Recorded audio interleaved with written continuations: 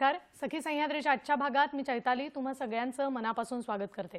कुटुंब, समाज आणि आपली सगळी जबाबदारी सांभाळून काही व्यक्तिमत्व समाजात अशी वावरत असतात की समाज बदलाची मशाल घेऊन ते हातात काम करतात. अशाच व्यक्तिमत्वांपैकी एक व्यक्तिमत्व आज स्टुडिओमध्ये आपल्या बरोबर आहे.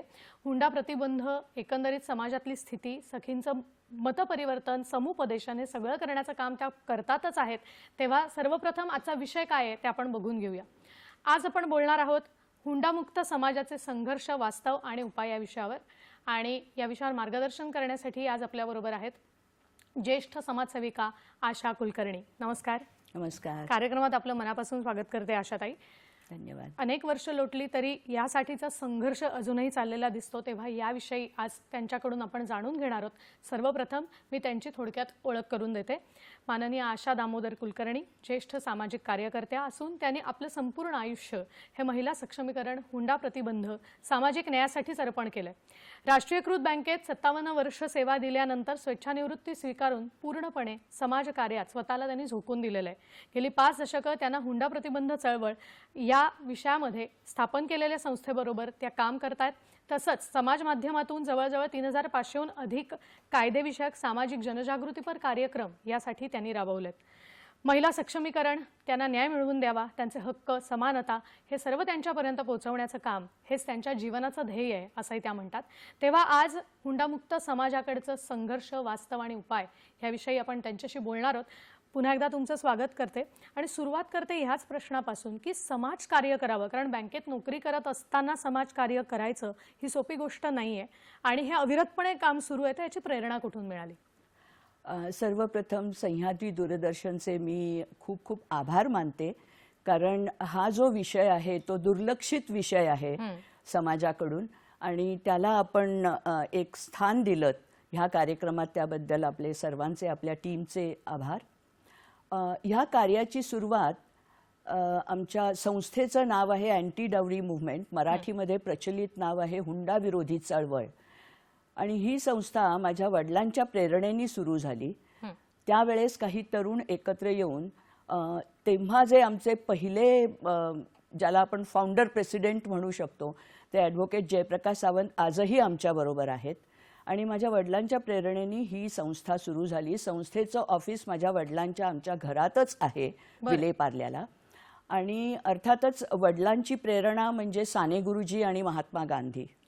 साने गुरुजींची प्रेरणास्थान म्हणजे महात्मा गांधी आणि माझ्या वडिलांचं प्रेरणास्थान म्हणजे साने गुरुजी. आणि समाजासाठी आपण काही केलं पाहिजे ही शिकवण त्यांना शाळेपासून मिळालेली.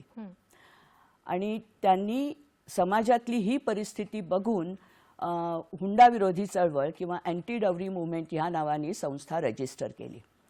इतकंच काय, थोडक्यात वडिलांचं. आणि मला वाटतं तुमच्या वडिलांविषयी अधिक माहिती आहे की ते स्वातंत्र्य सैनिक होते. स्वातंत्र्य सैनिक. मला वाटतं ही कौटुंबिक पार्श्वभूमी जिथे कुठे लाभते ना तिथे अशीच व्यक्तिमत्व घडतात की जे या क्षेत्रात काम करतात. आणि याला जोडून माझा एक प्रश्न होता की आपण बँकेत अतिशय उत्तम पदावरती कार्यरत होतात आणि ते सोडून आपण याच्यात आलात. तर मुळात हे या संस्थेचं ध्येय आणि उद्दिष्ट काय याच्याकडे मला यायचं. ध्येय आणि उद्दिष्ट 1973 साली जेव्हा संस्था स्थापन झाली तेव्हा आम्ही सर्व तरुणांनी, तेव्हा मी कॉलेजमध्ये होते, सर्व तरुणांनी आम्ही हुंडा विरोधी शपथ घेतली होती. आणि नुसती केवळ शपथ घेतली होती असं नाही, तर महात्मा गांधींचं जे वचन आहे की bring the change in yourself you want to see in the world और इन द सोसायटी, त्याच्यामुळे हुंडा मागणाऱ्या व्यक्तीशी लग्न करणार नाही ही शपथ घेतली. आणि त्यापुढे मी अविवाहित राहून ह्याच संस्थेचं काम करीन अशी शपथ घेतली. आणि खूप काम करण्यासारखं आहे. आजही 1961 साली कायदा झाला, परंतु माझ्या वडिलांनी सुद्धा खूप प्रचाराचं आणि जाणीव जागृतीच्या कार्यक्रमांचं काम केलं. जवळजवळ 5000 पेक्षा अधिक कार्यक्रम त्यांचे ह्या विषयावरती झाले, सगळ्या विद्यापीठांमधून आणि महाविद्यालयांमधून. इतकंच नाही तर दूरदर्शननी, सह्याद्री दूरदर्शननी माझ्या वडिलांच्या जीवनावरती यशवंत कीर्तिवंत म्हणून एक 28 मिनिटाचा लघुपट निर्माण केला होता. त्याला सुद्धा आता बरीच वर्ष झाली. पण अशा प्रकारे ह्या माध्यमातून आणि इतर माध्यमांमधून आम्ही ह्या संस्थेचं जाणीव जागृतीचं कार्यक्रम काम आपल्याला करायचंय. आता ही जाणीव जागृती करताना माझा एक प्रश्न आहे, तुम्ही आता म्हणालात तसं की हुंडा विरोधी जे काही ही चळवळ आपण करत आहात तर त्याच्यामध्ये समाज उपयोगी असं समुपदेशन केलं जातं स्त्रियांचं, तर त्याचा स्त्रियांना कशा पद्धतीनं फायदा होतो? त्याचा फायदा होतोच, परंतु सुरुवातीला जेव्हा आम्ही ही संस्था स्थापन केली तेव्हा जास्त करून आंदोलनं करू, आपण याला विरोध करू, कुठेही लग्नाच्या समारंभामध्ये हुंड्याची देवाणघेवाण होती असं वाटलं तर आपण तिथे जाऊन आंदोलन केलं पाहिजे, अशा प्रकारे होतं. इतकंच काय, पण आपल्याला कदाचित आठवत असेल जुन्या लोकांना की एक मंजुश्री सारडा म्हणून एक प्रकरण झालं होतं पुण्याचं. बरं. तर त्यावेळेस सुद्धा आम्ही आंदोलन केलं होतं. इतकंच काय, पण तिच्या नवऱ्याने दुसरं लग्न केलं तेव्हा त्या मुलीच्या पालकांशी आम्ही संवाद साधला, तर त्यांनी इतकं विचित्र कारण सांगितलं की मला 4 मुली आहेत आणि हिचं जर लग्न झालं आणि हिने चांगला संसार केला तर ठीक आहे, जगली तर जगली, मेली तर आम्ही काय करू. बापरे. म्हणजे माहिती असून सुद्धा की हा व्यक्ती हुंड्या विरोधी कायद्याच्या विरोधात त्यांनी काम केलंय आणि त्यांनी त्याच्या बायकोला सायनाईड देऊन मारलंय, अशा प्रकारच्या व्यक्तींना सुद्धा समाजामध्ये प्रतिष्ठा आहे. तर हे आपल्याला केवळ आंदोलन करून होणार नाही, कारण आंदोलन केल्यानंतर public memory is very short, लोक विसरून जातात दुसऱ्या दिवशी. पण जर आपण लोकांमध्ये जाऊन जाणीव जागृती केली तर ते अत्यंत महत्त्वाचं होईल. आणि म्हणून संस्थेने असं ठरवलं की कायद्याचा परिपूर्ण अभ्यास करायचा आणि लीगल अवेअरनेस म्हणा किंवा कायदेविषयक समुपदेशन किंवा कायदेविषयक कार्यक्रम अधिकाधिक तरुणांमध्ये करायचे. बरोबर. म्हणजे विद्यापीठ, महाविद्यालय त्यांना सहभागी करून घ्यायचं आणि तरुणांना सांगायचं की तुम्हाला काय करायचंय. बरोबर.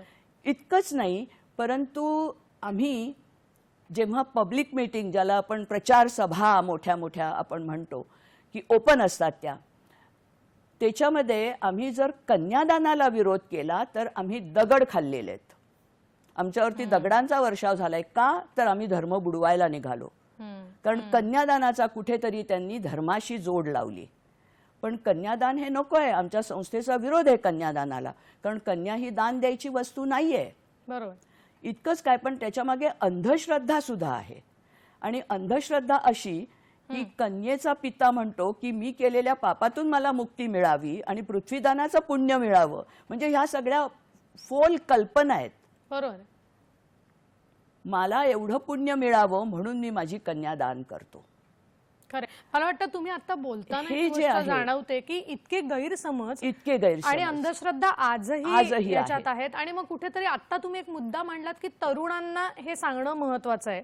अगदी. आणि या दृष्टीने एक महत्वाची गोष्ट मला सांगायची आहे की 2 पुस्तकं जी आहेत ज्याची सरकारी ग्रंथालयाच्या दप्तरी नोंद घेतली गेली, तर ती पुस्तकं आम्हाला सुद्धा वाचायची, तर त्याच्याही विषयी शासकीय ग्रंथ खरेदी योजनेमध्ये याची निवड झाली आहे. हे पुस्तक आहे माझ्या वडिलांच्या जीवनावरती लिहिलेलं. आणि ह्याला पद्मश्री मधु मंगेश कर्णिकांची प्रस्तावना सुद्धा लाभली आहे. आणि ह्याची शासकीय ग्रंथ खरेदी योजनेमध्ये निवड झालेली आहे. आणि ह्यामध्ये स्वातंत्र्य लढ्याच्या साने गुरुजींच्या आणि ह्या पद्धतीवरती कसं माझ्या वडिलांनी काम केलं हे मी लिहिलेलं आहे.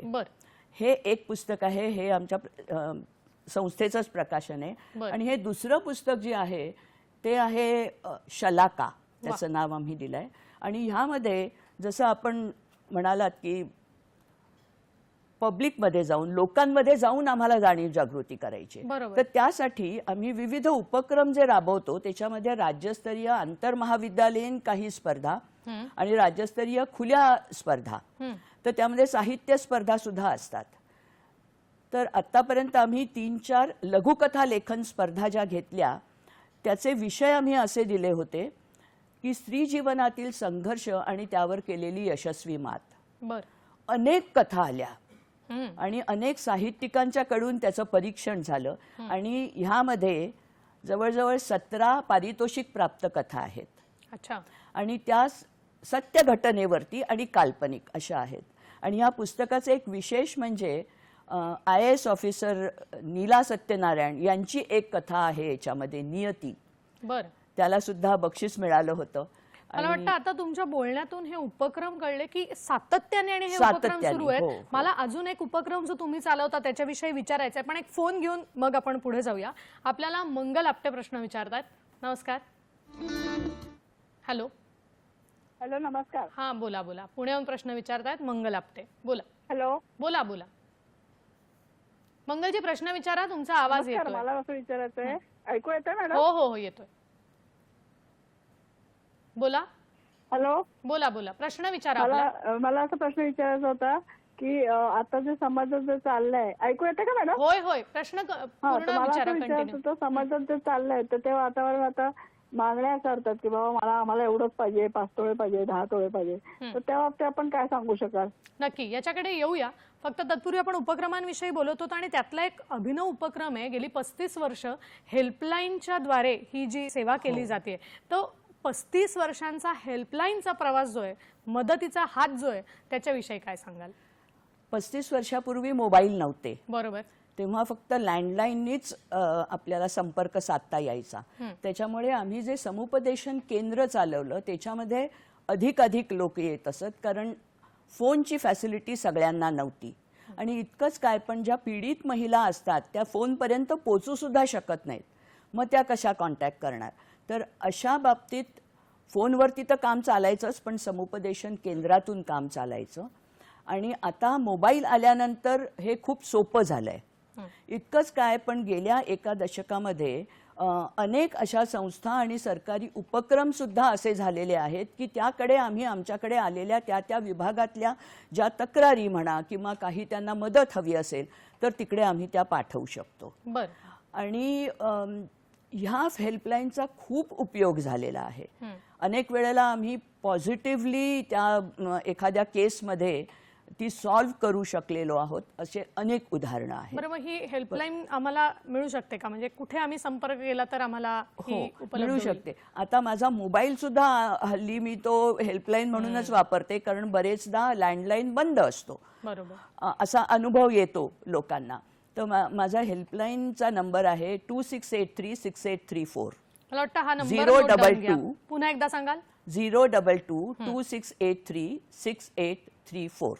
मला वाटतं मॅडमने आपल्याला संपर्क क्रमांक दिलेला आहे. ही हेल्पलाईन आहे, विशेषतः महिलांच्या बाबतीत, हुंडा प्रतिबंध आणि या सगळ्याच बाबत, समुपदेशनाबाबत खूप चांगल्या पद्धतीनं कार्य करणारी समाजातली ही संस्था आहे आणि त्याचीच माहिती आपल्याला ते देत आहेत. आणि त्या हेल्पलाईनची वेळ आहे संध्याकाळी 5 ते 7. बर बर.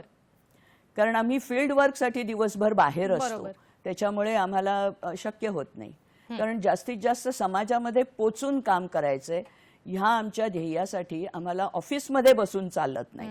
खरे हे आहे. मला वाटतं आता एक मंगलजींनी आपल्याला प्रश्न विचारला होता की अजूनही हुंडा मागणं किंवा त्याच्या पद्धती, स्वरूप थोडंसं बदललेलं दिसतं, पण आज आपण इतके वर्ष याच्यात काम करताय म्हणून एक प्रश्न मनात आहे की अजूनही स्त्रियांना न्याय मिळवताना काही अडचणींचा सामना करायला लागतो असं आपल्याला वाटतं का? काय वाटतं? आहे, प्रश्नच नाही. मला असं वाटतं 1961 साली कायदा झाला आणि आपल्याला आश्चर्य वाटेल, हा कायदा जेव्हा झाला तेव्हा जवाहरलाल नेहरू पंतप्रधान होते आणि त्यांनी हा जो ठराव मांडायचं ठरवलं तेव्हा अनेक पार्लमेंटेरियन्सनी, एमपीजनी त्यांना विरोध केला. म्हणून त्यांनी व्ही शांताराम यांनी बनवलेली दहेज ही फिल्म पार्लमेंटमध्ये स्क्रीन करावी लागली त्यांना आणि पटवून द्यायला लागलं की हा कायदा किती महत्त्वाचा आहे. आणि 1961 साली, म्हणजे आता किती, जवळजवळ त्याला 63 वर्ष झाली, 63-64 वर्ष झाली. तर ह्या कायद्याचं महत्त्व त्यांना पटवून द्यायला लागलं त्या काळामध्ये. आणि ती ट्रॅजेडी बघून अनेकांनी त्याला युनॅनिमसली तो कायदा झाला. कायदा कडक सुद्धा आहे, परंतु कायद्याची भीती म्हणा किंवा कायद्याचा आब राखत नाही कोणी. आणि बेकायदेशीर वागणाऱ्यांना प्रतिष्ठा आपल्या समाजामध्ये आपणच देतो. आणि त्यामुळे ह्या समस्या आम्हाला सॉल्व्ह करण्यामध्ये खूप अडचणी येतात. इतकंच काय, पण 1973 साली जेव्हा संस्था स्थापन झाली तेव्हा गरज नव्हती इतकी ह्या कारणावरती काम करायची आज गरज आहे. खरंय. कारण आपल्याला कदाचित माहिती असेल की दर 45 ते 48 मिनिटाला एक हुंडाबळी आपल्या भारतामध्ये होतोय, असं आपला क्राईम रेकॉर्ड्स ब्युरो सांगतात. नक्कीच. मला वाटतं ही हुंडा विरोधी चळवळ ज्या पद्धतीने काम करते त्यांचं तुमचं पुढचंही एखादं लक्ष असेल तर एकंदरच सगळ्या तरुणांना हुंडा समानतेवरती जागरूकता आणण्यासाठी आपलं जर काही ध्येय असेल तर ते काय आहे? कारण खरं तर हा विषय इतका मोठा आहे की याच्यावर अजूनही आपल्याला बोलता येईल आणि बोलायचंही आहे. आपण कदाचित येणाऱ्या नजीकच्या काळात याविषयी अधिक बोलू, पण आज वेळ कमी आहे. पण म्हणून मला जाणून घ्यायचं की हुंडा विरोधी चळवळीचं अंतिम लक्ष काय असेल जे आपण ज्याच्यावर कार्यरत आहात? अंतिम लक्ष असं आहे की तरुणांमध्ये जास्तीत जास्त जाणीव जागृती केली पाहिजे आणि तरुणांना हे पटवून दिलं पाहिजे की तुम्ही भीक मागण्यासाठी हात पुढे करू नका, कारण तुम्हाला हुंडा मागावा लागतो. बरोबर. आणि कन्यादानाला तुम्ही विरोध केला पाहिजे की माझी धर्मपत्नी मी दान म्हणून स्वीकारणार नाही, कारण आम्हाला आपल्या संविधानाने समानता आणि समान संधी ही जी हे जे दोन बाबासाहेब आंबेडकरांनी सगळ्या महिला वर्गावरती खूप मोठे उपकार केलेत आणि त्यांना विसरून चालणार नाही. परंतु ती समानता आणि त्या समान संधीचं जे तत्व आहे आपल्या संविधानाच्या प्रिएम्बल मधलं, ते संविधानाच्या पुस्तकातच बंदिस्त राहिलंय आणि ते प्रत्यक्षात आम्हाला दिसत नाहीये आमच्या जीवनामध्ये. आणि ह्यासाठी तरुणांनी काम केलं पाहिजे आणि तरुणांनी पुढे आलं पाहिजे. तसं एक पालकांना किंवा स्वतः त्या स्त्रीला आपण काय संदेश द्याल? स्त्रीला खूप तिने खंबीर राहिलं पाहिजे. जसं आपण म्हणतो की you have to put your foot down. आम्ही जी प्रतिज्ञा करून घेतो त्या प्रतिज्ञेशी तुम्ही प्रामाणिक राहिलं पाहिजे. खरं. कम व्हॉट मे. ठीक आहे, नाही माझं लग्न झालं तर. आणि आता सुद्धा बऱ्याचशा महिला ज्या शिक्षित आहेत त्या खूप आता चूजी झाल्या आहेत. त्यांना निवड करण्यासाठी पूर्वी असं नव्हतं. आणि पूर्वी कसं, जर एखाद्या मुलीचं लग्न झालं नाही तर तो एक आपल्या फॅमिलीवरती फार मोठा धब्बा आहे असं वाटायचं. आणि इवन आज सुद्धा अनेक जाती जमातींमध्ये, अनेक समाजामध्ये हे आहे की मुलीचं लग्न झालंच पाहिजे हा हट्ट असतो. आणि मग ते कसंही करून ते करायचं आणि मग तिच्या सुखाकडे बघायचं नाही, तिच्या मनामध्ये काय विचार आहेत किंवा तिला काय हवंय हे विचारण्यासाठी म्हणून अनेक ठिकाणी असं होतं. आणि मग त्यातून ह्या अशा प्रकारच्या केसेस निर्माण होतात किंवा हुंडाबळी होतात. म्हणाला तसं की खंबीर राहणं आणि पालकांनी त्याविषयी जागरूक राहणं हे खूप महत्वाचं आहे. कारण आजही आपण बघतो की अप्रत्यक्षपणे या घटना घडतायत आणि आपल्यासारख्या कार्यकर्त्या काम करतात म्हणून कदाचित अनेकांच्या हे नजरेस येत आहे आणि या घटनांवरती कुठेतरी एक प्रकाश पडून स्त्रीला न्याय मिळतोय. मला वाटतं खूप चांगली माहिती आपण देताय. पैशाचा लोभ जो असतो किंवा पालकांनी हे लक्षात घेतलं पाहिजे की पैसा काही सर्वस्व नसतं. आपली जी नाती असतात ती महत्वाची असतात, माणुसकी असते ती महत्वाची असते. याकडे जर तुम्ही दुर्लक्ष केलं तर खऱ्या अर्थाने तुम्हाला आनंद जीवनामध्ये मिळणार नाही. सहजीवनाचा आनंद जर हवा असेल तर तुम्ही पैशाकडे बघता कामा नये. मला वाटतं एकमेकांना खरं हा एका दिवसाचा किंवा एका वर्षाचा नाही, हा अर्धशतकाचा संघर्ष आहे. आणि तुम्हाला या पूर्ण कार्यासाठी शुभेच्छा मी देते. आणि नक्कीच आपण त्यांच्या विषयी किंवा अजून या संस्थेविषयी नक्कीच येणाऱ्या नजीकच्या काळात जाणून घेऊया. आज मात्र वेळ कमी आहे त्यामुळे इथेच थांबायची आपली परवानगी घेते. तुम्ही वेळात वेळ काढून मॅडम इथे आलात त्याबद्दल संपूर्ण सखी सह्याद्रीच्या टीमच्या वतीने मी आपले मनापासून आभार मानते. धन्यवाद. आपण भेटणार आहोत सखी सह्याद्रीच्या पुढच्या भागात एका नवीन विषयासह. आत्ता मात्र निरोप घेते. नमस्कार.